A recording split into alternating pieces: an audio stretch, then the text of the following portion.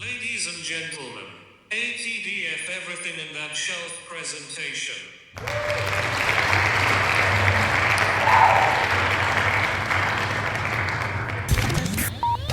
You're now rocking with TDF everything. Spoiled rotten.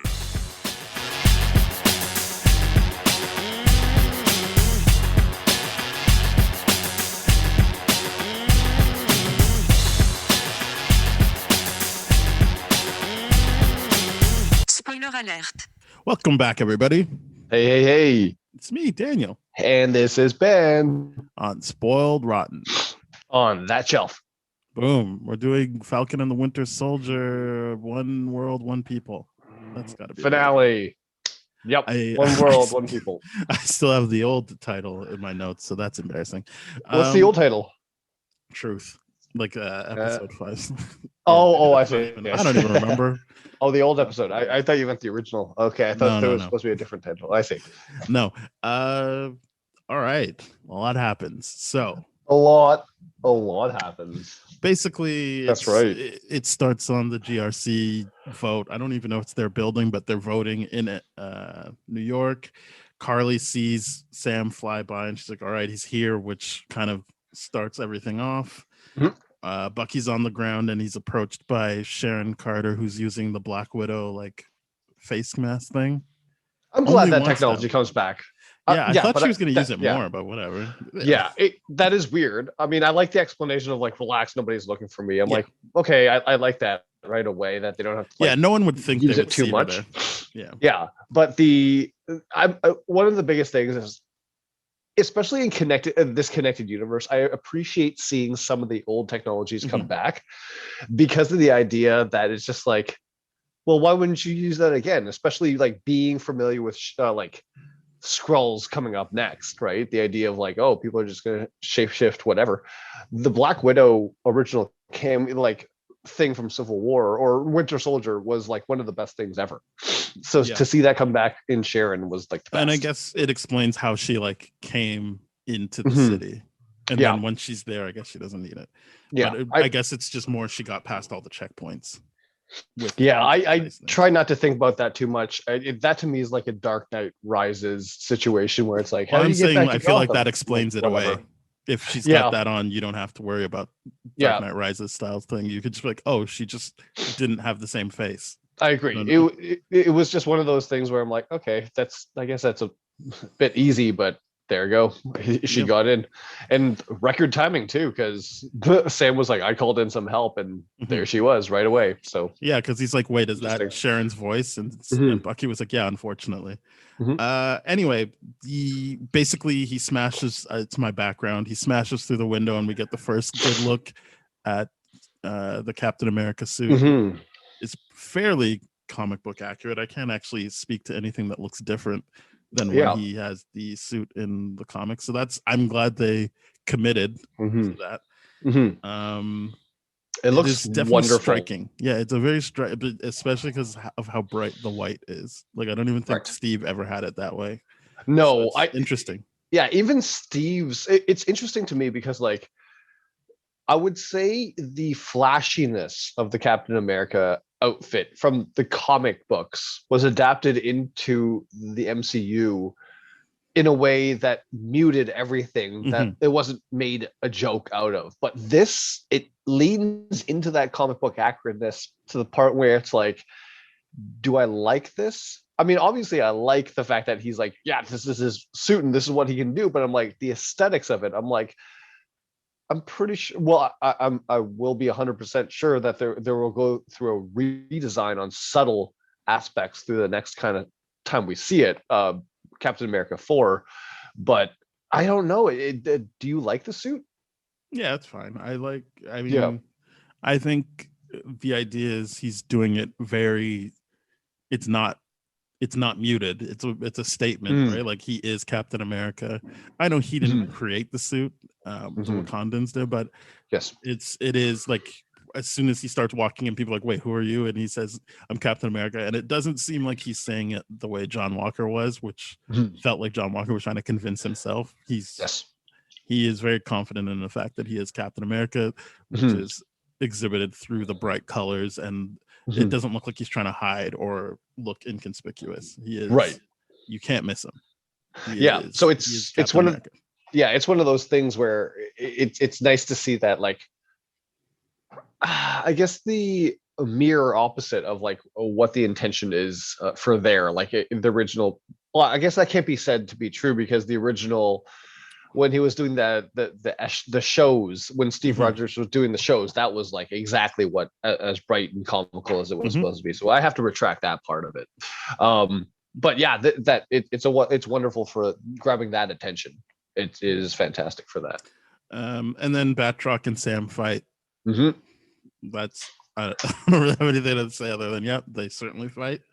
Carly and Bucky talk on the phone about fighting for the right side and fighting for something bigger than yourself, which I find the Bucky line of "that's all I ever try to do and I failed twice."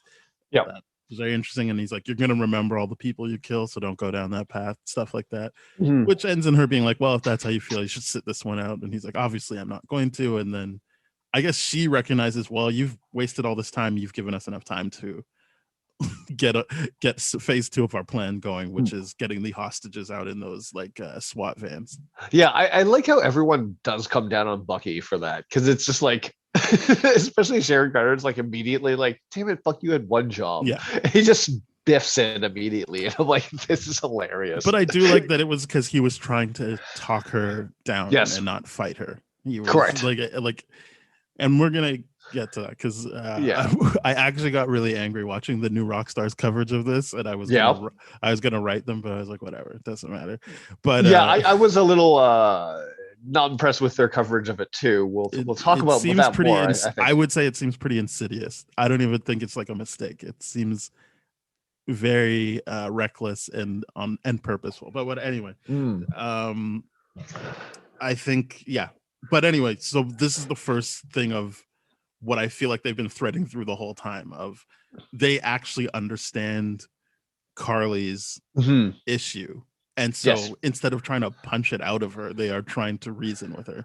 And that's what Sam and Bucky, we've now seen Sam try to do it, and we've seen Bucky try to do it as well. Yeah, I like this because this is just one of those things where, you know how like Bucky learned a lot from Steve and really respected Steve. And this is, I think, in many, many ways, Bucky showing the same respect to Sam. Oh, in the sense where this episode he is showing that he respects Sam. Absolutely. Like from the last episode, that wonderful like talk that they had in Louisiana with the Shield, where they're talking about it, where like this is how you do it. Like it seemed like that moment, just like Bucky was all in on Sam for many, many different ways in all this kind of stuff. But really just like this time around was like, I like this guy enough that I'm going to try his approach and talk to her. And that I like that's the reason why he biffed it. And it's also the fact that he's saying that like what you're trying to do is something that you'll feel like you're failing every time. Because I think he's right to say, and I failed twice. It's like, you'll never feel like you actually accomplished fighting for something bigger than yourself. If you're starting to do something like that, it will feel like a bunch of defeats. Yeah, because I like what he's saying from that perspective. Like, he fought in World War II and the Americans won. And did he win? No, he fell into that personal hell of the Winter Soldier. And then when the Endgame thing, Infinity War, because I always screw up the two titles. When Infinity War came and he fell doing that too. The funny thing is he was going to fall no matter what, or like 50-50 chance everyone was going to fall, right? So he still fought, he fell, sure, but that was the way the cookie crumbles. But I like that he's still like, you could still be on the winning side and still feel like you've lost personally. And I like that perspective. And you are right. Like Endgame still is like, they beat the bad guy, but look at what is happening now. So it doesn't feel like a real win because look at the cost. Something like the Flag Smashers exists, which again, I feel like is very purposeful. Like it's not a missed opportunity or like a weird storyline that they didn't develop. Right.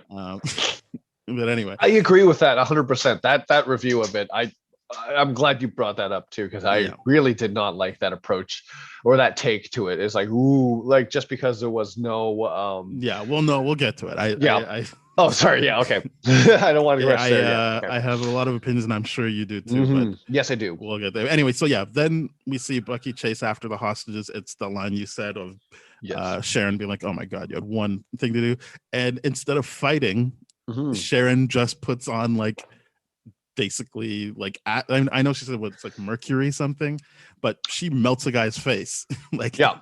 she's able to walk away from him, and then he just dies elsewhere. And Yep. I don't know if he was a super soldier, but he certainly was a flag smasher, like someone that was a sympathizer and helping them. Yeah. And He was it's just definitely like a flag smasher. yeah, and it's just like, oh, Mhm. yikes. And Mhm. I think we both have already said that even if she wasn't the power broker, which I know this show or this episode confirms she is, she wasn't a good guy either. Like she's also doing Correct. some weird stuff. And Yeah. that kind of pushes that forward even more, that it was like, oh, so that's you just have those lying around Yeah. and Yeah. we already saw Like, her, yes, working oh, with Batroc and being like, yeah, go. yes, Okay. for So sure. like But casually breaching the Geneva Convention.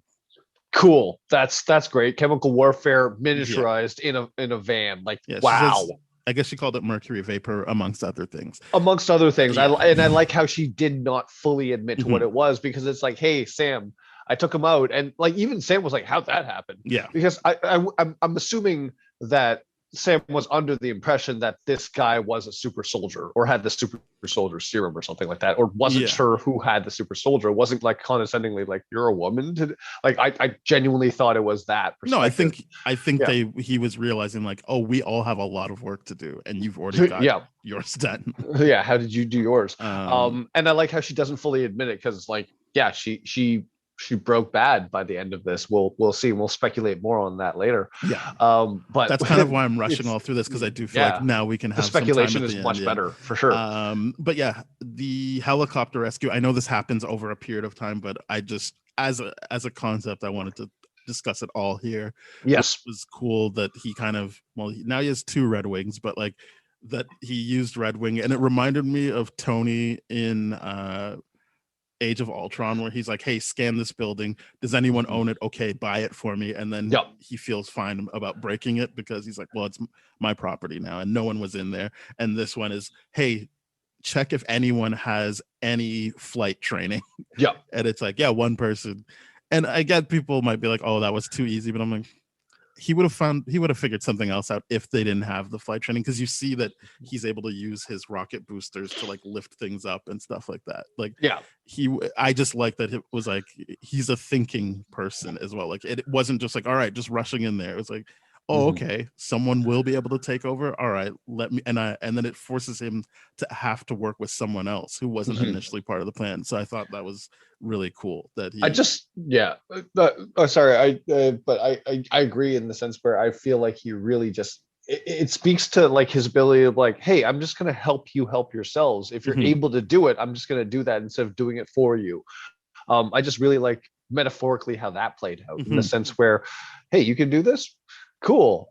You're right, though. I'm sure there would have been something else that could have taken over. Maybe like one of those Red Wings could have like put the AI to like land the thing for him. Yeah. I don't know, but there's many other ways that I'm pretty sure that he could have figured it out. But and that he didn't was explain anything to her other than, I'm going to take out the pilot.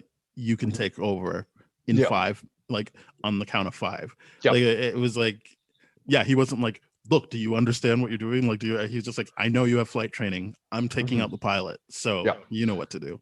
Yeah. It wasn't like condescendingly like interacting like the senator did at the end of the thing, where it's like, you don't understand. Like, do you even understand? It's just like, because Sam there would have been a flight expert, being like the wing and the flight training he would have received in the military.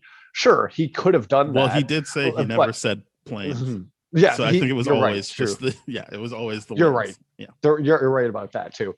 But that was a great interaction of someone just being like, no, this is what people need. We need to, help them help themselves in this situation. You know how to fly the plane. Cool. Let's just take the asshole with the gun away from it.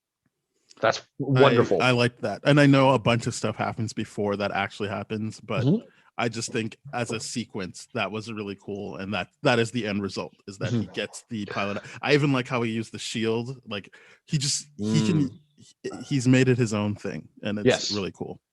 So one thing I will say momentarily while we're talking about that whole sequence is that it originally starts with him like saying goodbye to Baltrock, and then throwing the shield through the window, and then him catching it. I was low-key disappointed that there was no tech to bring the shield back to him automatically, like there was in that magnetic one in Age of Ultron. I'm like, why didn't that come back? Because that feels like it would have naturally been a tech move by the Wakandans. That was Stark right? tech. That was Stark tech. So right. I see it, and I don't think that he uses it again, right, other than Age of Ultron. So I get the sense that is true too. I think they kind of just moved on from that. Right. That's fair. That is disappointing. I didn't see that. So I'm just going to say that real quick. Just low key, just a little disappointed, but that's all. But yeah, when the Red Wing reveal when he comes back, I was so happy. I was just happy for him because I love. Yeah, he gets to use all of his tools. It's not it's not like he's like, oh, I use the shield now. Yeah, that's it. It's great. It's fun. And then so the next scene is Carly. Basically, she's lost her team, like that core group that she has. Yeah, she's lost them. And I thought the most interesting thing about that was when she tries to initiate the one world, one people thing. They don't say it in unison. They all say it as individuals. Yeah, making it clear it isn't one world, one people. It's like, no, they've splintered out now. Yeah, and I think we already knew that that's where the show was going. Was that Carly wasn't going to make it out as the leader. She was not going to be she wasn't going to be a teacher later and still have these friends. She was also going to break bad. Yeah, she lost the sympathy behind everything that she was doing. She lost the empathy for it anyways. She just kind of, it just became more and more radicalized. It was us versus them. There was like, I like what the One Flag Smasher says, like to negotiate. And then like Carly goes like direct, like immediately like corrects her to be like, to I guess further extremize or like further push that narrative of being like to stop the whole vote entirely. And I'm like, that's too, that was just wild how that happened. And I'm like, whoa, okay, that was her interpretation of it. But I like how like it's just showing you how like there's this free fall of Carly's kind of perspective in all this, and how she like full on like, yeah, we are the bad guys. We are the bad guys. We're with Baltrock now. We're doing this. Is like we're killing them. We're I do think the Flag Smashers are like, well, okay, now we're just acting like the bad guys. This is absolutely you've lost sight of what we were trying to do.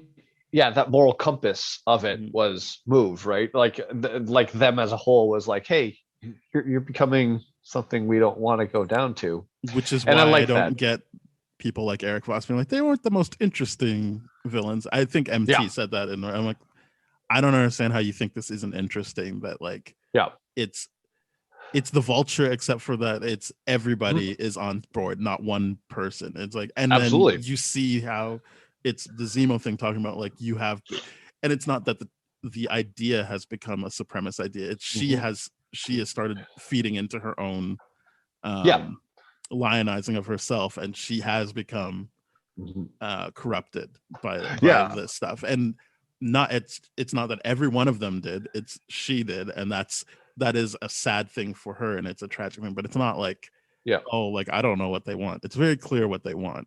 And I think New Rockstars really, I should just say Eric got really caught up on knowing that they had to reshoot things, and I'm like, that's immaterial. Like it doesn't matter. Like, I agree. Like, yeah, okay, fine, there's weird edits, but if you can't see what the point of what they were doing is, then that's more the issue than you wanting to know what the I guess pandemic thing they were going to do was. Yeah, and let's assume right now that Voss was right. That there's he is right. That was what they were going to do, and then they didn't. And I think that actually makes it more streamlined.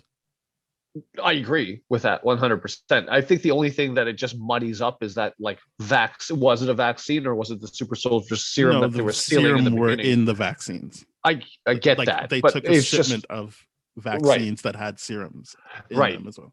It only muddies up like some edits, some cuts, and some like post credit stuff that like really, really involved in the industry people would really, really, really start to point out and all that kind of stuff, right? I think he did was like, hey, I found this one sweater thread. I'm gonna pull on it because this is my thing, and it got him a lot of hits and likes and all that kind of stuff. But I think there was a lot of like a lot of irresponsibility when he's overemphasizing that and being like, the Flag Smashers didn't have a message. You didn't know what they want. I'm like, yes, you do. You know exactly what they want. And I think it doesn't affect what you actually got. It only affects what you wish you got. Yep. So, I mean, don't get me wrong. Yes, there are weird cuts, and he is pointing out, like, look, she said this line off camera, and it's like, okay. So, yeah, I don't care. Yeah, but it's also, I think that one thing that you just said, and I wish I could like real time reverse so I could get the exact wording of it only affects what you wish you saw, because I think that's key to exactly what he is reviewing it for the purpose of reviewing this. The New Rockstars people are reviewing this series for is the ability for this to branch off into other kind of Marvel properties. Like they're talking about Patriot. They're talking about Isaiah Bradley. They're talking about this show. One thing I've noticed more like they're talking about Zola. They're talking about like, ooh, like maybe the Mandarin shows up. Yeah, very much the same trap that WandaVision had. It's just I think we were fine doing this week to week and talking about the racial themes that are the clear point of this show. Yes, you know that's the whole point of this show is that. So him wanting it to be that or something else, that's on him. But there is a irresponsibility in dismissing that whole aspect of it. Now, do I wish there was one or two more episodes where we're able to explore the Flag Smashers more? Maybe I do wish that the Madonna character was explored more, and you know, maybe all the other I actually wish she just wasn't in it, because I think that taste of her is like, yeah, you're kind of like, wait, who is that? We don't know her, so it's kind of just like, oh, okay, like they liked her a lot, but the show, I think what you were saying is you wish you knew more about Carly and I don't think that knowing more about Danya helps you with that. I think you just take that out and then you can have more scenes about them instead of how they feel about a character we never met. Right. But what I mean by that is like the Danya character in the sense where it feels like Carly's stepping into a role that she's not ready for yet, like that leadership role where Danya was, right? So that's what I was like. The only thing I wish there was more background stuff of the Flag Smashers, whether or not that was exploring that Danya character or not, but the interactions and the relationships between everything. Like I thought it was absolutely fascinating in one of the episodes where Carly was like, hey, remember when I wanted to be a teacher or something like that? Like that, those little moments to me were absolutely fascinating. And I love those moments. So like, if anything, what did I wish there was one or two more episodes where those moments existed? Absolutely. Because like this final scene, where they were arguing, like where there was the splintering of the one world, one people, chant, like you said, I really wish that you could get the gravity and the relationship of each one of those Flag Smashers with Carly, and a little bit of what they've been through, you know, because when I think it was the guy, the Australian guy with the long hair, he says it last, right? And I feel like that was the greatest impact because he and her have had the most on-screen time versus like the other two women, you don't really see them having significant interactions with Carly. So I'm glad that came through. It was like, oh, he was the last person that said it. But at the same time, I'm like, I really wish you would have known more about the two women and Carly's interactions, and why it came down to those four, right? But I don't, because I don't. I think when you're doing a show like this, all of that is nice to have. It's not essential. It's because then you are getting away from what the point of this show is. The point of the show is the race is the race relations. So And that's true too. having Carly be the head of this is important. Yes. How the people feel about her is important, but you do have scenes almost every episode of sort of the descent as they see her not sticking to what their plan is. Yeah. So knowing more about whether or not she wants to be a teacher is kind of like, okay, I mean, it doesn't feed into what the show was talking about. That is true. It does derail to a degree what the show is, but so that's why I was saying I would even cut Donia. Sure. Like that is all stuff that doesn't play into what. Yeah, I mean, yeah, what makes these characters interesting. Yeah, the significance of that actress playing that character, sure. But when in this whole thing, if you didn't know that actress and didn't know that significance, sure, she got shafted. Sure, that sucks, but it doesn't affect what the show is actually talking about and what it's trying to address. So that is the fundamental point here, and the show does a very good job of doing that, by the way. We'll talk more about that later, obviously. So then basically Bucky catches up to the Flag Smashers. He starts trying to get them out of the van, and that's when John shows up and he wants to fight Carly. It's interesting. Yeah, that's personal for him about it. That he's like, no, it's happening. And she was kind of like, yeah, sorry, I didn't mean to kill your friend. That's not important. And he's like, oh, you don't think Lamar's life mattered? Yeah. I thought you might like that his shield is immediately ineffective. Like he isn't able to do anything with it. I like that so much. It breaks throughout that. It gets dented. One thing I wanted to point out, the sound effects that the shield makes. Every time it gets hit is a very different sound effect. It's like dong, dong, dong. It's almost like it's a comical kind of metallic sound where it's like, this is like tin. I liked every aspect about how ineffective that shield was, but he still hung on to it during the fight. I thought that was interesting because, metaphorically only. We don't have to go into that because it's a bit on the nose, but the idea that, he comes back and he's not. The one thing I will agree with the New Rockstar's take on this is like, he's like, other than like later on when Bucky's like, yeah, I got it, I'll watch him kind of deal. He doesn't seem to have to suffer any kind of consequence for donning the suit again and doing all that kind of stuff. Cause you would assume that like, I can't remember the exact dialogue, right? But that's what white cops all over the world get to do. Yeah. They get to just be like, I'm doing it again. Yeah, and that's when you can put me on timeout for a little bit, but I'll just be back. And I get that. Or but I'll get a book deal. Right.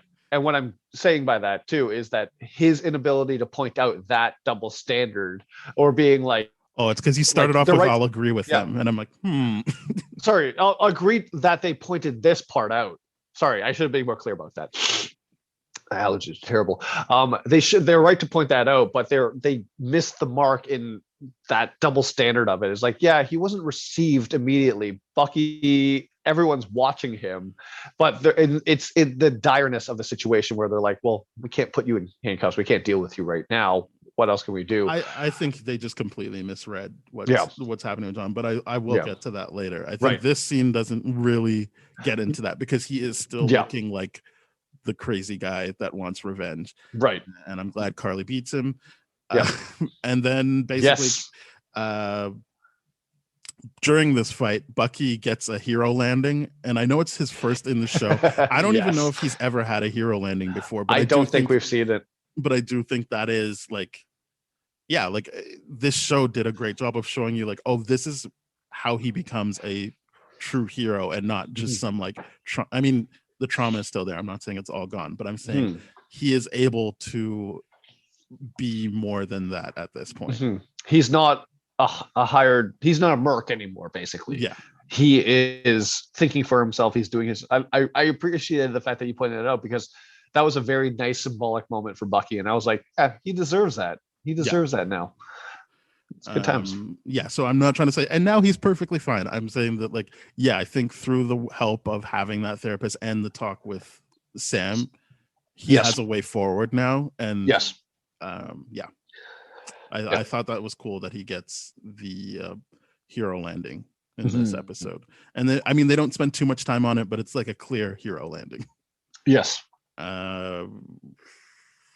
yeah, basically, then John comes back to save the hostage, and this is where I start being like, this is weird, because I see that he is trying to be the hero, which is fine. That is fine. Maybe I shouldn't even bring it up just yet, but yeah, this is the beginning of John trying to do it, but then he gets stopped. He can't do it, and then Falcon, or sorry, I shouldn't say Falcon. Sam is able to do it. Sam gets in, and America's able to do it. And it reminded me of, again, Iron Man again, but in Homecoming, when he helps put the ferry back together. And I'm like, yeah, nice. Just putting him.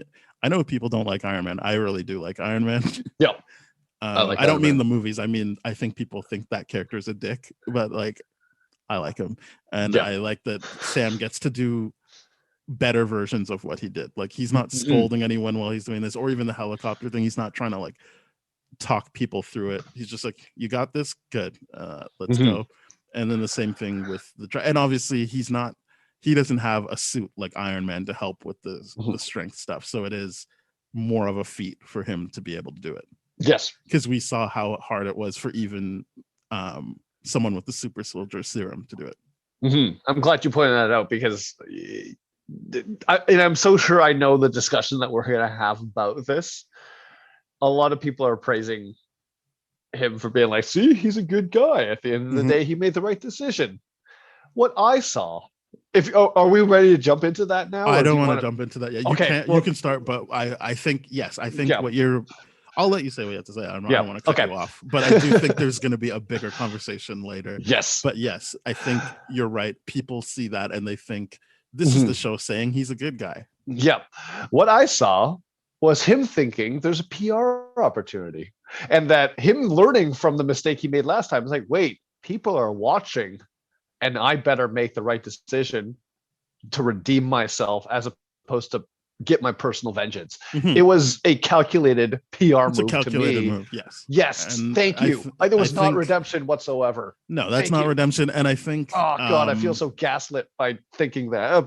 This is what I'm saying about redemption. This is what I'm saying about the insidiousness of that new Rockstars thing. I really hope they put something out to kind of like back up on what they were talking about. But anyway, it was nice that Black people are watching and they're like, look, it's Black Falcon, and the one guy goes, no, that's Captain America. Kind of cheesy, but I do like that it was like, oh, he is being accepted. Yes. Again, they're showing Black people accepting the new Captain America the same way they did it for John Walker. They're doing it for Sam Wilson.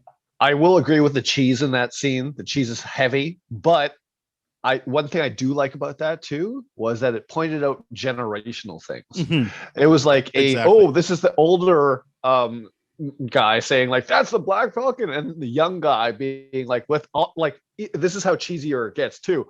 He's like, yeah, you're damn right, or whatever he says. But then the young guy's like holding the phone, obviously showing you a bigger generational gap too. He's like, no, that's Captain America. I'm like, and the world that is was watching. That was so cheesy. It was so whatever, but it was on the nose. It needed to be done to a degree. It's like there's certain things here where you're like, yeah, I guess you have to do it. But it's a comic book moment. And it's a great comic book moment. I enjoyed it. I enjoyed the fact that they leaned into the cheese. It was fun.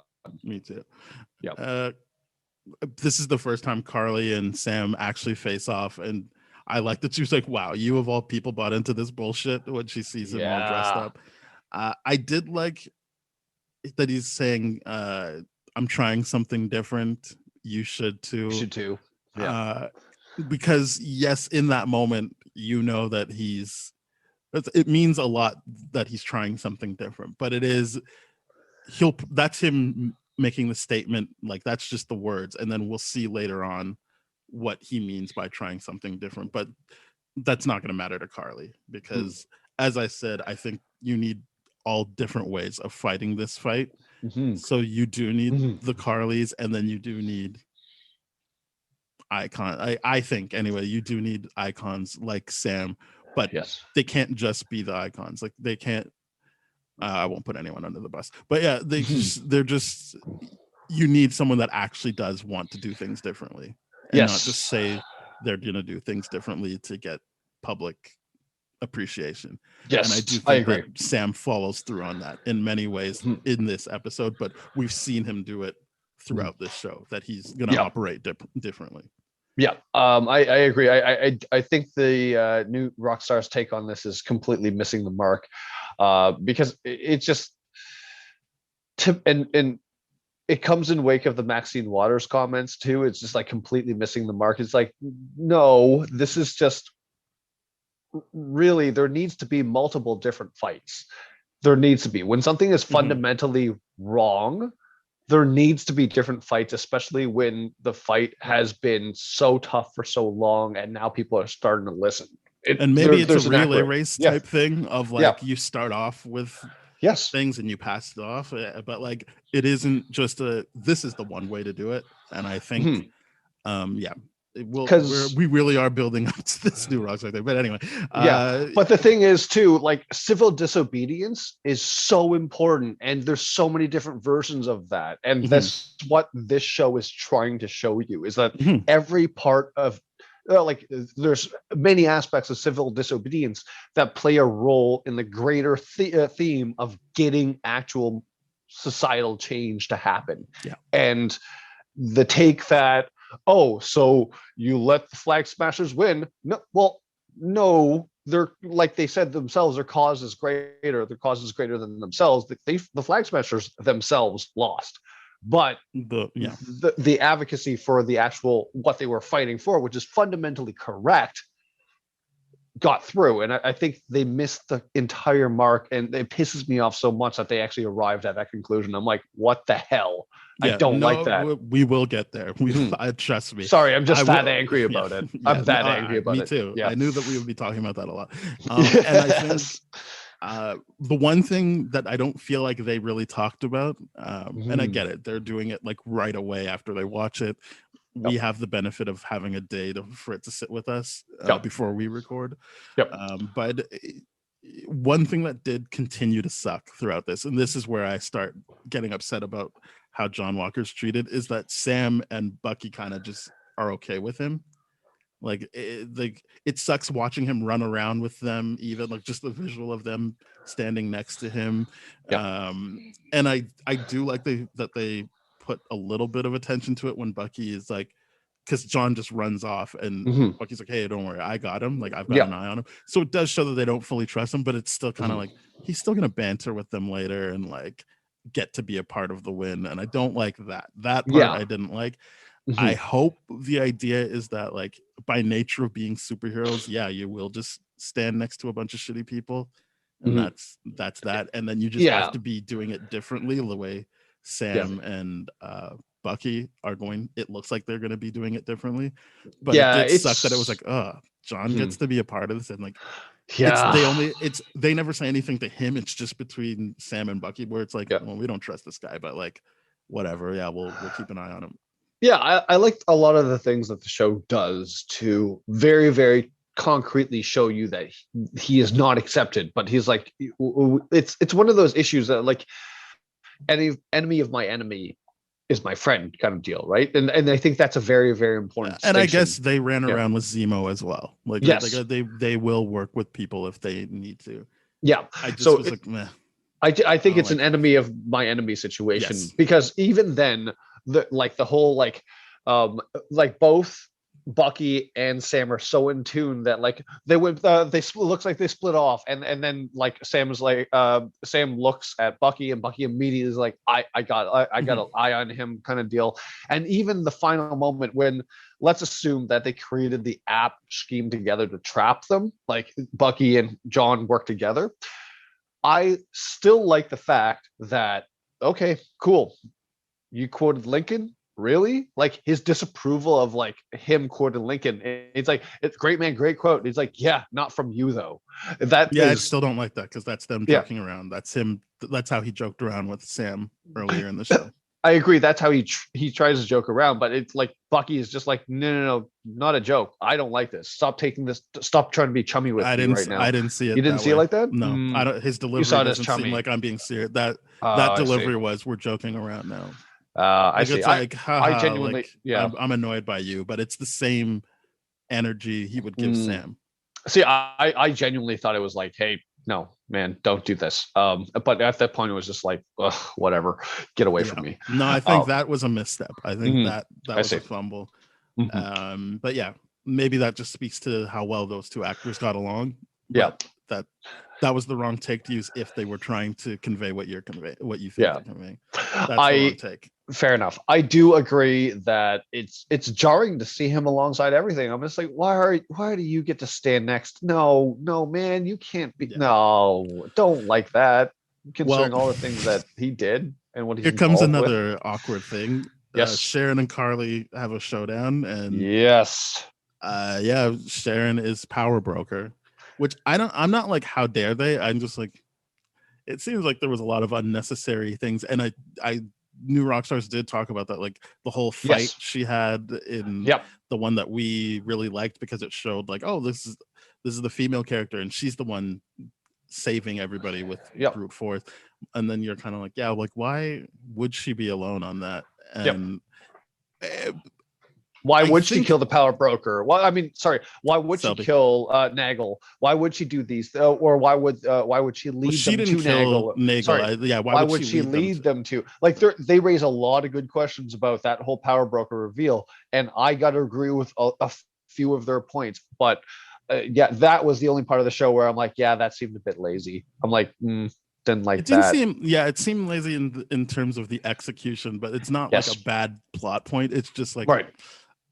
like, it seems like a lot of stuff happened that doesn't lead to this feeling like the inevitable like, there's a lot of visual stuff where you're like, yeah, like she's walking around with like immunity, and like it seems like she's calling a lot of shots, but then yeah, once you start paying attention to details, it's like, I don't know that this feels like this was always going to be the conclusion. I'm not talking about them reshooting. I'm saying there's certain things that happen, like the road to Sam accepting being Captain America and taking up that space, like we talked about last episode. That feels like there is no other conclusion but that, because the show has planted all these seeds. Like, the path to even Bucky saying what he says to Yori at the end of the episode, like, yeah, you're like, yeah, there's no other way this could have gone but this.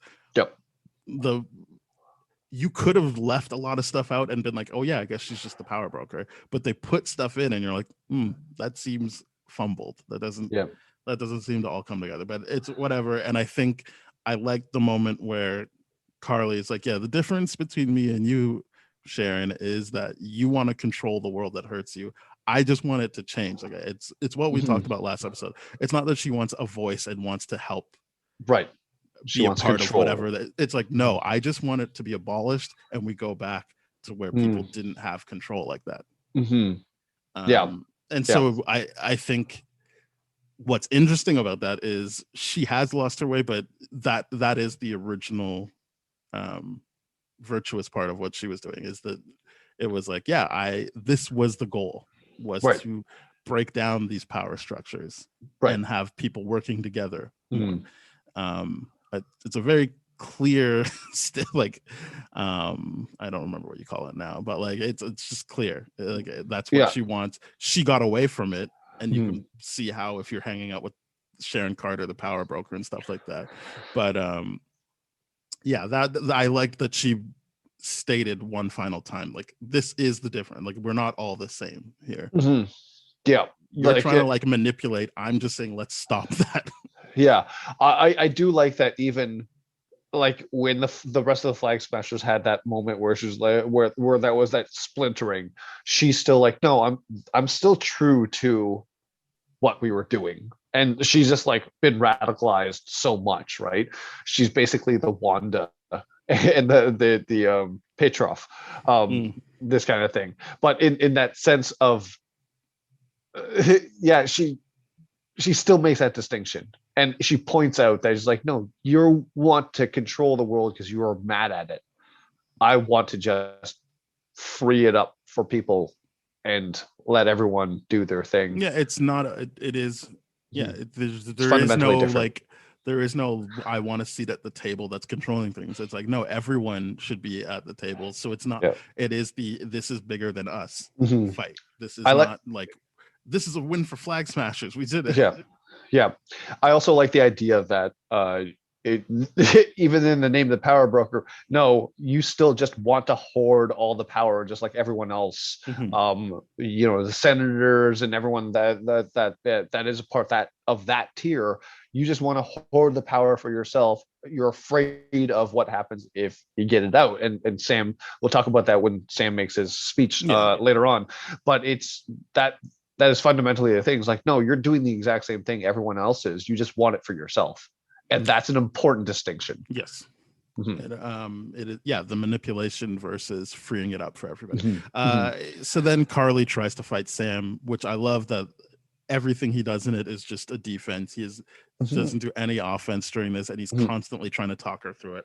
Even that point where he digs his wings in and just says like, Carly, come on, stand his ground. And it's like, it is really cool. And I know people have been like, whatever, you got bulletproof stuff, and I just assume the Wakandan tech has the vibranium in it, so it's bulletproof as well. But the point is, there's no he's trying to show her that I'm not like, I take it as like, no, he's not going to clam up. He's trying to show that he's open to her, like he's opened up to her. So like when she pulls the gun on him, he doesn't go directly to like, and then I put my shields up. It's just like, no, like you're gonna have to look me in the eye, and like we are this. I still want to talk to you about this. I'm still open.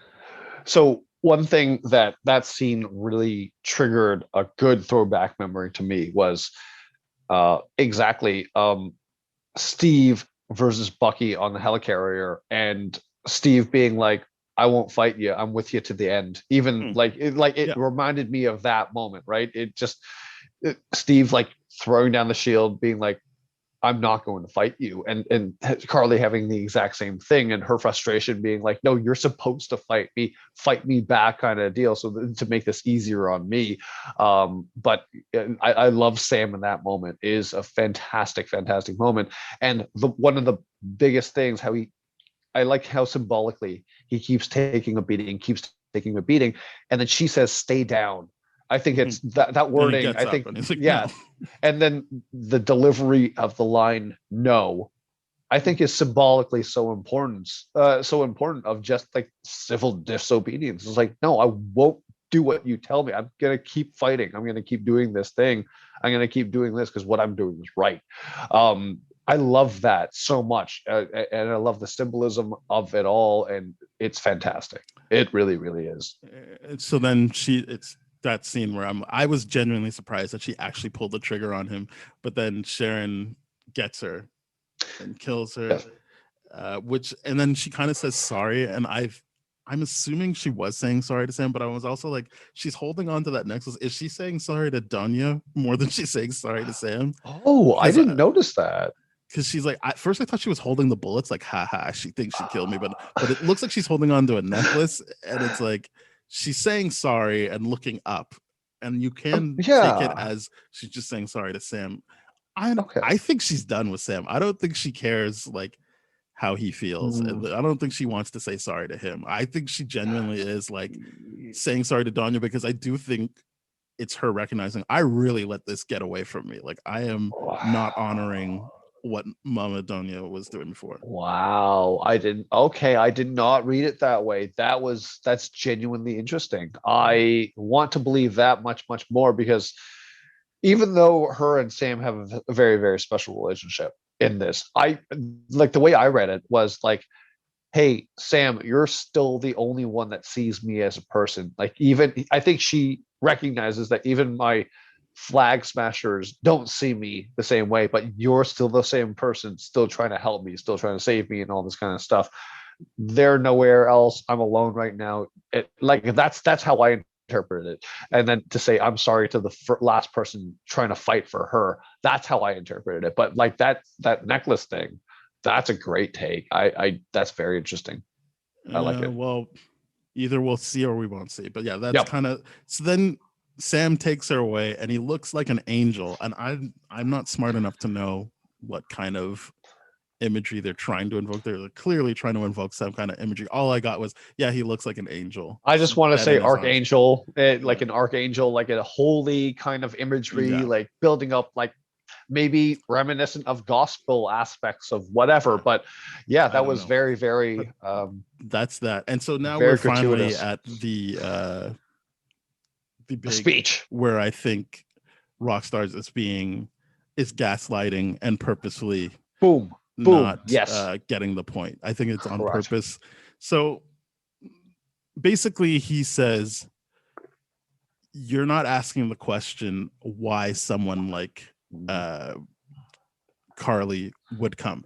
And more than that, you're not asking the question why people would want to help someone like Carly. You do realize that multiple countries were hiding her from you, trying to stop your decisions. Yes. Like people were down for this, and you're not taking a look at it. You're just calling them terrorists, thugs, and refugees.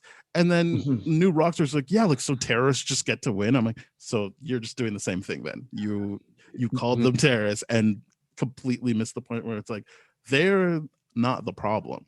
This whole show, like we've talked about this show, talking about like the same way the system is the reason John Walker happens, the system is the reason Carly happens. So they're responsible for both of them. That's and you need to ask yourself why you would keep a system that could create those two issues.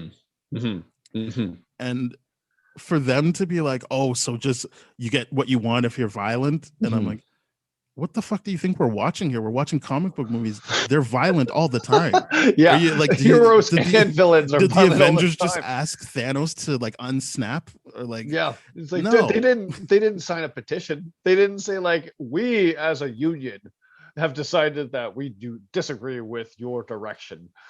No, yeah, I just think that was a horrible. That is horrible. It was infuriating. I had to pause it. I was like, "What the fuck am I watching now?" Yeah. Like, it would be one thing if they were like a channel like Den of Nerds, which is very right wing and kind of shitty in that sense. But they make a point of, and now I'm thinking, is it just for show having black co-hosts on their shows? I feel like they make a point of doing that. So like. It's weird. That's the part of the gaslight. That's what. So I have a point on that later, but yes, it is weird. Because then you've got the black co-host being like, "Yeah, I get it," and I'm like, "So you're just down to like shit on the representation of BLM in this show, and call and just write them off as terrorists." The whole group wasn't terrorists, and the whole point was that they didn't win. It's what you said. The world got to win because that detrimental policy was they backed down from it because and this is where I was saying that Sam shows that like he is going to do things differently. He's like, no, like you, like I can beat up the bad guy all day.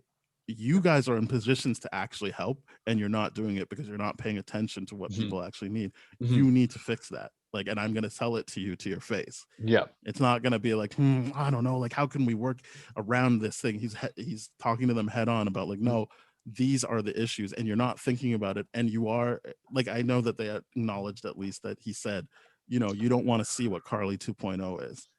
Yeah. But they're missing the point that like, if you just didn't back down, there would have been a Carly 2.0.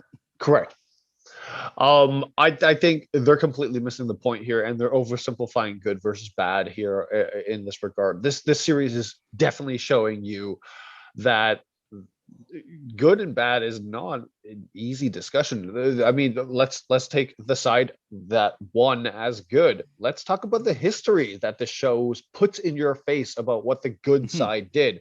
Is that good? No, you cannot say what they did to Isaiah Bradley is good. So it's an oversimplification of good and bad. It's honestly, it's really, really ridiculous what they concluded this as, because one thing that I want to point out too, that Sam even points out so many different things in this to really remove the idea that like the bad guys won, or like just through violence or anything like that, through really legitimizing like why aren't you guys listening or like even trying to think about like this? You guys got to feel what the rest of the world has literally been begging you to feel, which is that helplessness for like 1 second. Now we should be all on the same page. But like you aren't going to. You're gonna just go back and keep making decisions that creates John Walker's and Carly Morgenthau's.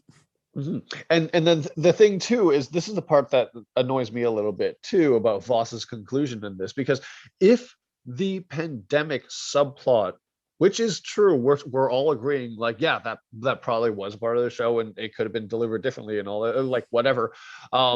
If that was part of the show, then that speech has an even bigger impact, being like, yeah, literally everyone was powerless to this pandemic, literally everyone, and literally everyone got to pull together for a moment for the first time in human history to do something different. And that's what happened. And unfortunately, we are seeing the exact same people making the exact same mistakes or going the exact same direction that they've always gone in. So this is the part that's frustrating. And this is the part where it's like, no, this is why Carly's exist. This is why these people get to this level of extreme, because let's look at the beginning of the series. They stole medicine for a community. And it was pointed out that, and they stole resources that weren't being used for months on end. It was pointed out that these are the things that you're literally hoarding out, and the Carly and the people literally need, and you're not doing it. Let's talk about vaccine distribution right now. That's the exact same thing that's happening right now. There's tons of people that need it. It's not being distributed out properly. So the idea here is that, yeah, New Rockstars, I really we're calling you out on this one. That review sucked. It is, like, as a fan of New Rockstars, for the content you've done in a long time, that sucked to watch, man, as a person of color. And then watching other people of color being like, yeah, we're okay bashing this part, or I'm like, wait, what? Yeah, that was part sucked. It's what I said about being Insidious, is that you would have that black person sit next to you and be like, yeah, I know what you mean. It's like, oh, come on. And then you couldn't, like, that's you can't just have the rainbow there. It needs to be that you, and what I'm saying is, I'm perfectly fine with, if MT sees it that way, good for him.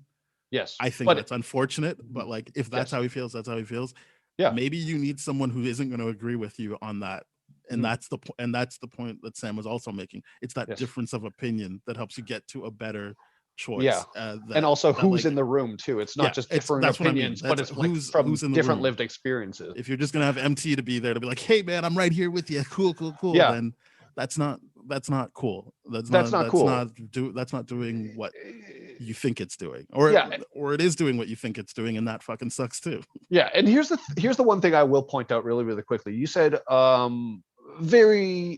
you said a little bit while earlier whether or not it's just for representation, whether or not it's just for show, and it's like, hey, we at Rockstars, New Rockstars, are aware that this is a show about being black and white spaces, so we better have a black co-host on. They did it for WandaVision too. So what they did it for WandaVision too. I get that. So it is across the board. But one thing, the thing I will point out is, when you would have thought that would have been the same play for Shang-Chi's trailer review and discussion and all that kind of stuff. But Eric does those things on his own. That's true. Those aren't joint ventures.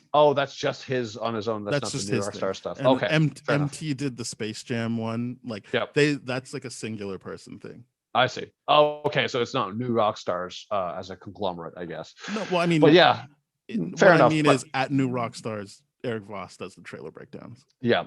Either way, we are still we're getting away from the point. We're not impressed, New Rockstars. That sucked for you guys to have the following, especially when they started getting into like, Sam needs to move on from that point. It's like, no, the points he's making are very important, like, and they make sense. That like, and he can have love for Carly because he saw what happened to her. Yeah, but the point that they made at the beginning of the episode is fighting for something bigger than yourself. So no, that wasn't like, we're fighting and that's the win for. It's like that helped. I mean, as they said, that helped 20 million people. And it's going to help the rest of the world be better, because as Sam said, like, you're using these terms to get around having to ask yourself why. And this isn't about easy decisions. So like, it was really a fresh, and then the bringing in, so you just get to be violent and you get what you want. That's what we've been watching fucking forever with these movies. They punch people and they get what they want. Yeah, exactly. And then here's the best part about that too. Sam, the part that frustrates me, here's the exact dialogue. When Sam goes like, all your millions of armed peacekeepers showing up to relocate millions of people into camps, what do you think that they call you? That point, and then I love the purposeful cuts to John Walker's I reactions didn't to like this. that. I liked that reaction was like, oh, he's starting to get like some points. I want to. Why didn't you like it? Because it is that is the show being Right. like, oh look, see, he gets it, so he's good now. There's no coming back. Oh, for that I character. see I why. don't like I that. see why. I see why. I think Yep. that's I think that's a bad take. And there's I still see, I more see. of me thinking New Rockstars is wrong with in terms of Right. John Walker, but I do think that moment is Yeah. trying to be like, see, he's changed now. I see. I And I think actually that's a agree with bad you. I think that's a bad thing to have in there. I don't Right. think he should be a part of that No, you're uplifting right. speech. I don't think you should have any cuts to him unless it's him twitching and you're like, what's going on with that guy? But it's him being like, Right. and not even being like, hey, this is my moment. Like I should be saying that. It's just like, yeah, see, he gets it. Right. Right. I see don't your like point. it. I don't like see your seeing it. point. I just kept writing in my notes, this sucks. This is not good. You know, yeah, I'm gonna backtrack on mine. Your point's completely valid. I didn't like the fact. Yeah. Okay. Yeah. I like that take much better.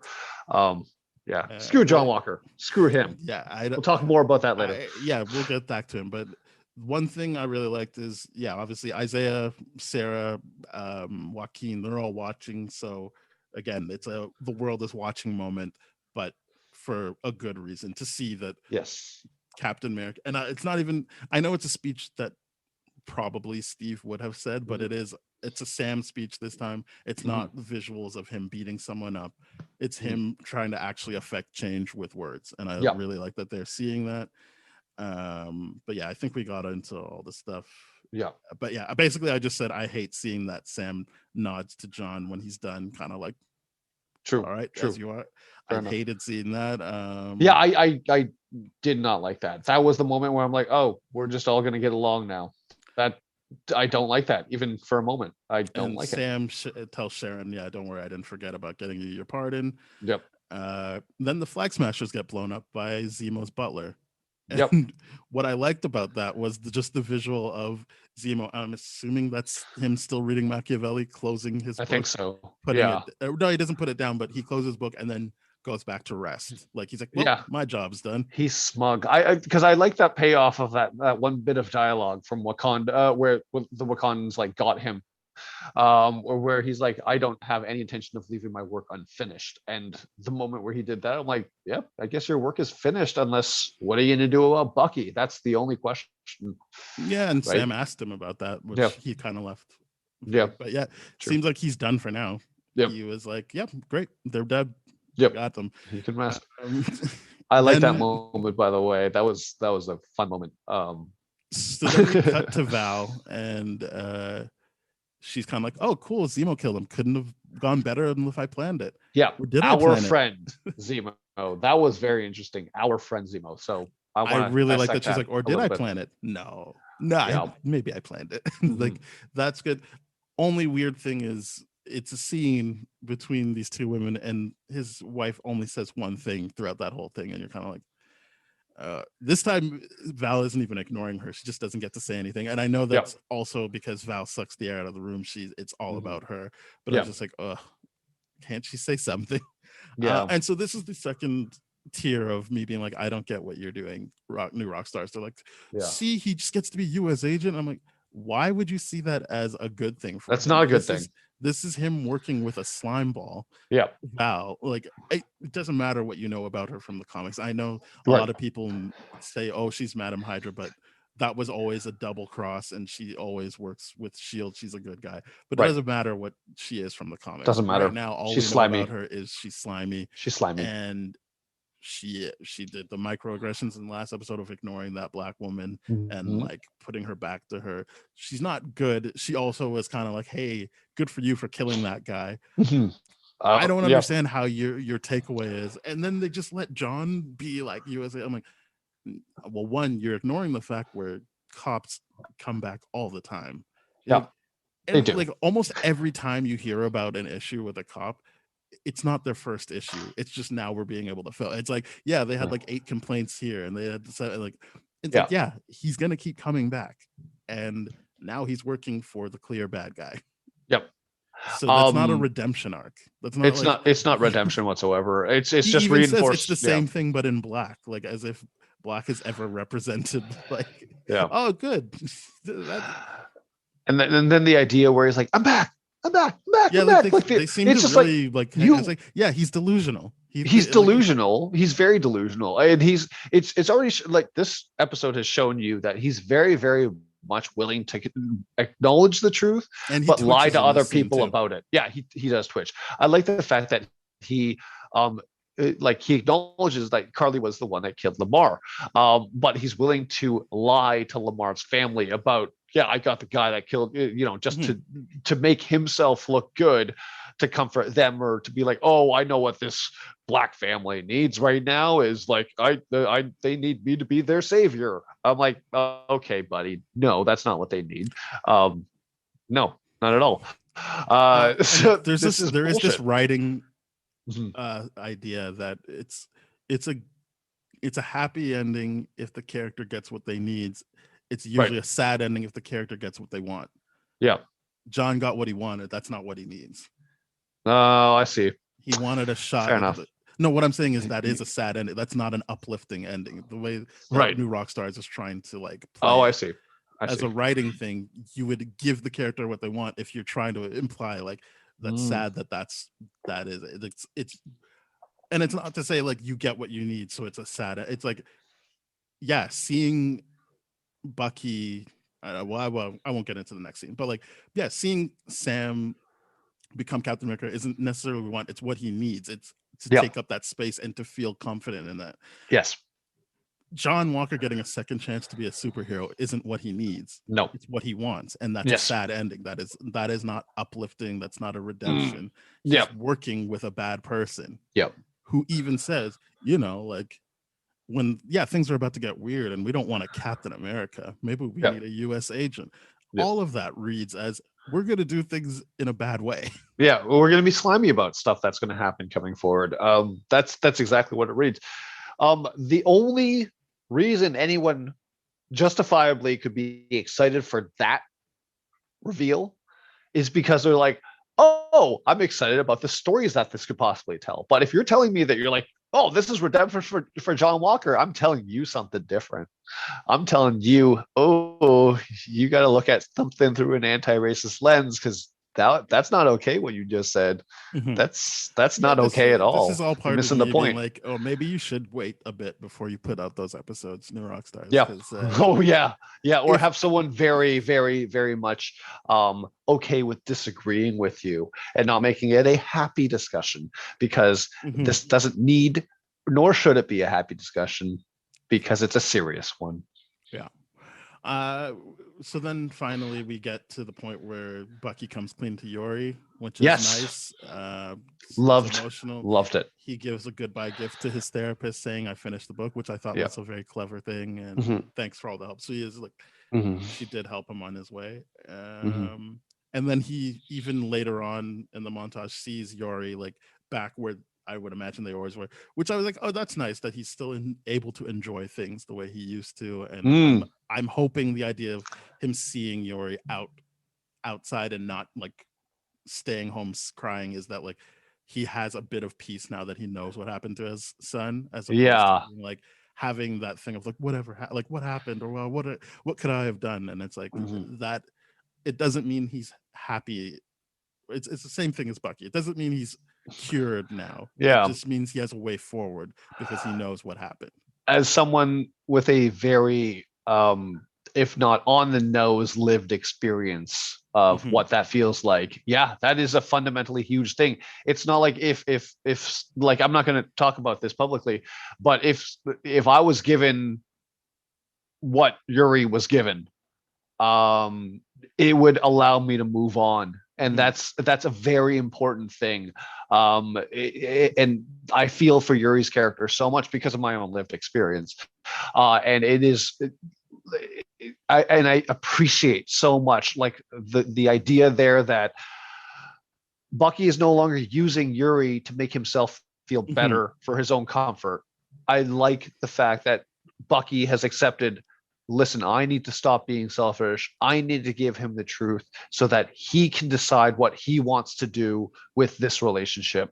And he needs to heal, and he can heal. He's given him that opportunity. Even though Bucky did nothing consciously wrong because he was the Winter Soldier, his I would say wrongdoing, that his wrongdoing is situation, withholding that person, information. but that person wasn't on his hit list. He just decided to do that. Oh, really? Oh, Yeah, I didn't know that. That was the I whole didn't know thing. that. Is that I didn't know that he small killed the detail of people it. he needed to, saw Yuri's son, and then was like, and now I'm going to kill this guy. So I Oh, can see okay. him being like, A loose ends that detail. Okay. It is a All right. loose. Don't get me wrong. Yeah, he's Yeah. under their control, but it does feel more of his decision than the other people. There is Because more that guilt. is like, Yeah. that is like, oh, I could just leave. That guy's scared shitless. He's not part of this thing that we do. I could just True. leave, but I'm gonna kill him. So that is his decision. Oh, And okay. So I missed that detail. Yeah. And I like what you're saying though, because it is him sacrificing that relationship. That is Yes. a relationship he had where he could be friendly with someone. Yep. But it also wasn't a relationship where he could be honest either. So it is. So it's nice that you see that it's like, yeah, that shot of the person he tried to have a date with and Yuri, they're together. He's outside of that. I mean, maybe just for now, but you also get to see that he has found a family and people he can be open and honest with later on in the montage. But that was nice to see. Because the thing I really liked about that was it's small, it's subtle, but I saw in that actor that plays Yuri serenity. Like not serenity, but like there's a calm that wasn't portrayed in that. And I think that's very, very subtle. It's very, very difficult to see if you're not looking for it, but there is a calmness in his physical appearance in that scene than any other scene. Like think about the way he even opens the door. He's like, come in quick. He's like, come in quick. Like before the police call the cops. He's like scared all the time. And like in that scene, granted, he doesn't say anything, isn't like he just drinks, but peace. There is a peace there, and he's not afraid all the time. He's not afraid like, oh, what happened to my son might happen to me like all the time. He's like, no. What happened to my son is definitely not going to happen to me. And there's whatever his fear is, but there's the ability to know that I now know the truth of what happened to my son, and that echoes again later on with what Sam does with Isaiah Bradley, but we'll get there later. There's truth being coming out. Oh, okay, so that's great, and so it echoes the idea of like, hey, here's the truth that now you know, and then in Isaiah Bradley's case, this is the truth now that everyone is going to know. So I want let's let you lead this discussion because I'm fascinated to hear what you want to say. Up and I think he shows up at Isaiah's house, and it's important that like for Isaiah to have seen that he was Captain America out in the open on TV. Everyone sees, because the same way Yuri is scared of what could happen. Isaiah has even more reason to be like, oh shit, you can't just do that. And it was important for him to see a black man take up that space and not get sniped down. Like who knows what will happen to him. And I think Sam even says, yeah, I could get killed for doing this, but like he's gonna keep doing it. And I think that was important for like Isaiah to see that first part, and him saying, yeah, I saw what you did there, and it seems so did everyone else. Another important instance of like they won't be able to erase that history. Like that has been documented now, and people were there with their cameras. It went on TV. So even if they try to do a gaslighting thing, oh no, that never happened, people will have the memory of seeing that. That is, they won't be able to do to Sam what they did to Isaiah, even if they do kill him. It is, it's out there now. And I thought that was very important for Isaiah to see, and for the audience as well. Yeah, and I think the one good thing too about that one scene is that it shows that there is a generational breakdown of those beliefs. That's like, no, they won't. Because the thing is, now I think one thing I do like about the subtlety is the of what that scene is showing you is the idea of like, no, Isaiah, listen, everyone has around these phones in our pocket that have like whatever, like we can live stream and everything, and everyone can see the truth happening. And like we can see the truth in front of us. It's documented. It can't be removed, and like the propaganda doesn't work the same way it used to, or whatever. It's not as easy as it used to be, anyways. But everyone can see the truth happening in real time now. It's not digested and processed and everything the same way it used to be. So I think that's an important distinction that he sees, that it's like, no, it's happening right now, and it wasn't like this built up moment like the John Walker reveal in the high school or something like that. I think that was fascinating for to show him like that too. That was great. And basically Sam doubles down on his Mhm. mission statement, I guess, which is we built this country, we bled for it. I'm not Mhm. going to let anyone tell me I can't fight for it. Mhm. I mean, yeah, he is a military guy, so obviously Mhm. that's what he means. But I did also want to take it as just like to fight to be a citizen of it, like I like to like as I keep going back to like taking up that space, not Mhm. to be seen as a second class citizen Mhm. or a terrorist or a thug that needs to Mhm. be dealt with. Right. That is also him fighting for that, for himself and for everyone who looks Mhm. like him.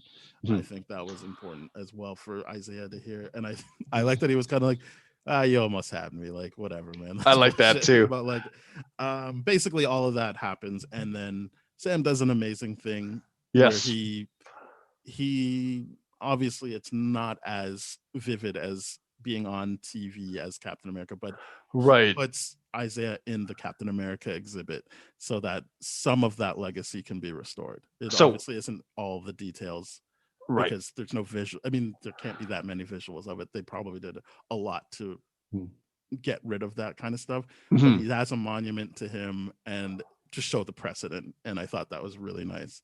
I thought that was beautiful. And I think one thing that I really, really want to point out in this is that New Rockstar said, like, oh, you like there couldn't have been a big display for him or whatever. I'm like, I'm just going to point out from a clinical counseling standpoint that Isaiah Bradley most likely would have been triggered from a PTSD standpoint if you try to put him on the thing that he is most afraid of.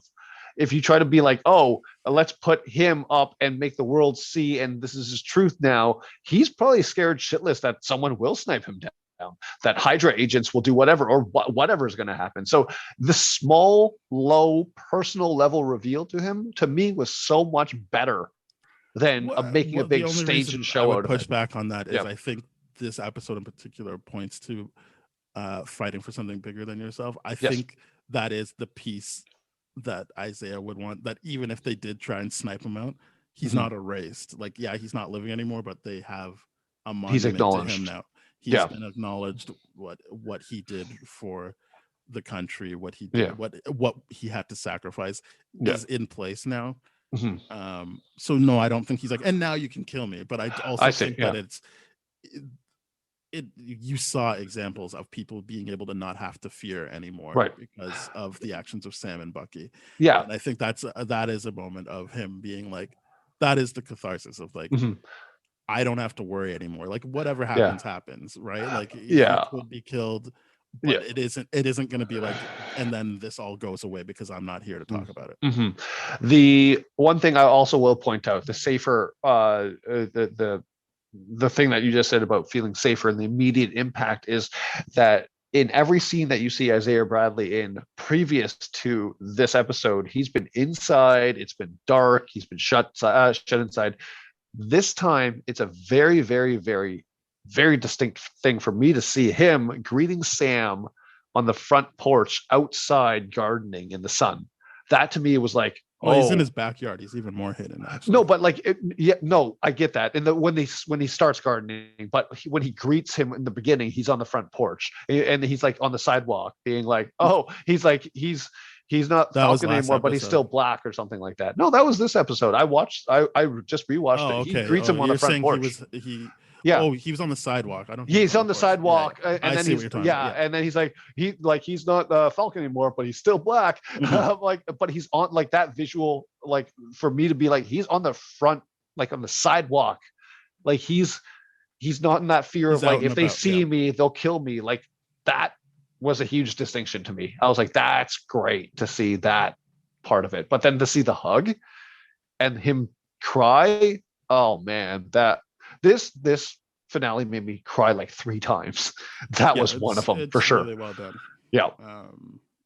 If you're not looking for the Mandarin to show up so that it links up with Yeah. your Shang-Chi trailer breakdown. Which I still think it does, but No, whatever. No, I just wanted to take a shot at Eric Floss. Anyway, No, it's true. Like, but yeah, and he even says it. He's like, well, we're just seeing these. What we're seeing these Marvel shows is that they're not going to build the universes we hope them to. I'm like, well, when we say we, do you mean you? Because you're the one in WandaVision projecting Mephisto. You're the one in this saying Mandarin, all this kind of stuff, which it still could be. It's just like you just don't get the visuals of it. Yeah, like they're character stuff. studies. Like, so then, yeah. And as I said, the very practical thing is they are introducing the young Avengers or whatever you want to call them. They're the new versions of people. You're seeing them. It's just they're not the focus. Yeah. But yeah, I do think that we can move on. But yeah, we've said it almost every episode. It's frustrating that people it is frustrating see these shows for what they are. Both of them. This one more important to me, but same with WandaVision. Right. That it was like, that's not what the point of this show is. But anyway, I just like seeing this fun moment of seeing Black people actually happy, and it's the closing thing. And Bucky comes with a cake and everything. He's like happy, and he's got kids hanging off of his arm and stuff. It's just a really nice moment of seeing them happy. And I did think that maybe they were looking off into the distance at Steve. I don't think he's dead, but it just kind of seems like that was their little moment. And then like, yeah, we did it. And now we're back together. And I have to say, I watched the episode twice. I didn't recognize that the title changed to Captain America and Winter Soldier. I totally did the first time. No, I was just like, yeah, okay, nice, cool. I totally did the first time. I'm like, yeah, he's our Cap now. This is awesome. This is our Cap, not that stupid John Walker fella. Screw him. But this is our Cap.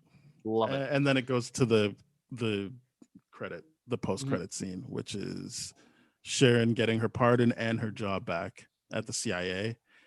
And so my question to you, and because I know you have a better memory than me, was Sharon's original job at CIA or with SHIELD? Well, no, at the end of Winter Soldier, you saw that she went to work for the CIA. Oh, I see. Okay. Gotcha. So that's the job she's getting back, because SHIELD is not a thing. Yeah. Because that was my thing. Like, okay, if SHIELD doesn't exist, is it SWORD that she's going to? But like, okay, CIA makes much more sense. CIA. And basically right away, she's like, and now we're going to sell all these secrets that we have access to, which is weapons and government secrets. Yep. And that's that. She's definitely the power broker, using her stuff, and almost like Zemo, like, yeah, like this was her plan all along. Like, thanks for that pardon, and now I can do my job way more effectively. Yep. That's the show. I really liked what they tackled. Agreed. I think the power broker stuff is only awkward if you think about it too much. Yeah. And I didn't really like most of what they did with John Walker in this episode, only because of how it positioned him as like, and Bucky and Sam will joke around with him, and he's more of like a nuisance now. And I'm like, no, that guy, they should not fuck with that guy at all. Yep. Here's another thing I'll point out to a lot of these YouTubers, new rock stars, and all those kind of things. For the most part, I want you to ask yourselves, now that we've put out our episodes and our counterpoints to you guys, but your thumbnails, for the most part, have been using John Walker to get the clicks and the likes. Why is that? You're missing the point of the show, because you're still like, it's like, I get he's got shock factors and we got to talk about it, like his bullshit, but like, this is Falcon's show. This is Captain America's show and Bucky's show. Like, use those thumbnails. Like that's the thing, right? I think there is a bit of like, what can we use that looks comic booky without ruining? Like, I've seen people get in trouble for using like the stuff that looks like my background, like images of Falcon's suit and stuff. Like, people get in trouble for that. So maybe they're trying not to like tip their hand, but still feels like I don't know. The thumbnail was like literally John Walker with a shield with blood. I mean, like, that's just like, oh, that's a spoiler right there. Like, you know what I mean? So like, they can't. And then the thumbnails were like literally like the visuals of the suit was spoiled for me, because like literally I saw, oh, they just put Sam in. I'm like, you guys suck. Like, this sucks. Like, I can't. I don't have that whoa moment. I'm like, my whoa moments are like, look what the suit can do. This is awesome. But don't, like, whatever. But it is, yeah. I can't back that theory up. The thumbnail thing was like, no, you guys literally wanted a narrative where John Walker was fully redeemed and now fighting for the good side. No, this is very clearly set up for Dark Avengers, Thunderbolts, or whatever it is. But he evil. He evil. New Rockstars doesn't want that. That was no, they don't. The problem I had with them is that they were seeing it like it was some kind of redemption, and they were angry about it. Right. So yeah, as I said, I don't know. I think obviously, he is the most talked about person, so SEO would probably dictate you use John Walker. Fair enough. Stuff. If we're getting into those logistics, whatever. Yeah. But yeah, it still does suck. They wanted him to have the redemption or whatever. Being like, I guess, and that's okay for them to do. I'm just saying, I don't know if that's the narrative anyone wanted. I think it's just people need the clicks and the likes, and it probably dictates you got to show John Walker. I think the thing I'm complaining about now more than anything else is whether or not people are just that blind to the themes that we've been talking about throughout the whole season, or whether or not it's purposeful misrepresentation or gaslighting of everything, of like, no, we can't justify violence at any cost, so we'll do this. I would say that whole conversation about violence and terrorism really felt like a gaslight, because very much there's no way you make connections the way you do and don't understand that. It seems purposely misleading, but anyway, that was our bit on New Rockstars. They really disappointed me, but let's rate this episode. No, the whole series. Let's rate the season 1 of this so far.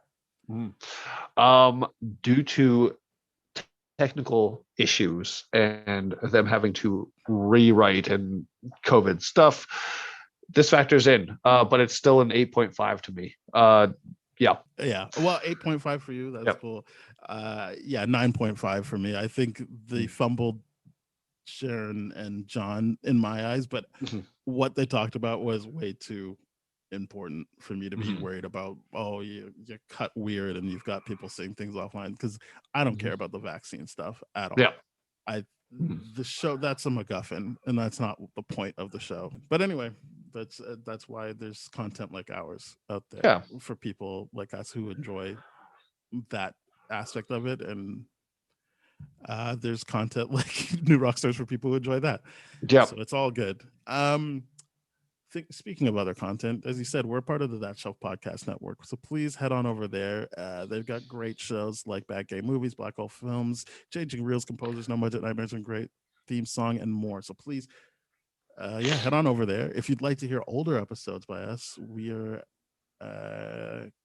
at tdfeverything.com/spoiledrotten. Our Twitter is at tdfspoiled. Our email is spoiledpodcast@gmail.com. We're on Apple Podcasts, Google Podcasts, Spotify, Stitcher, iHeartRadio, Radio Public. There's a bunch of things. So please, if we're not on it, let us know, and we'll get there. But rate, review, subscribe, and share with your friends, please. And let us know, engage in this discussion, because it feels like we're the only ones really talking about the stuff that this show really wants to talk about, and everyone else is talking about stuff that they want to talk about. So I will say our poll last week was who do you think the power broker is? Everyone clicked Sharon, and it looked really like good times. All right, everyone, thanks for listening. Bye-bye. Cheers.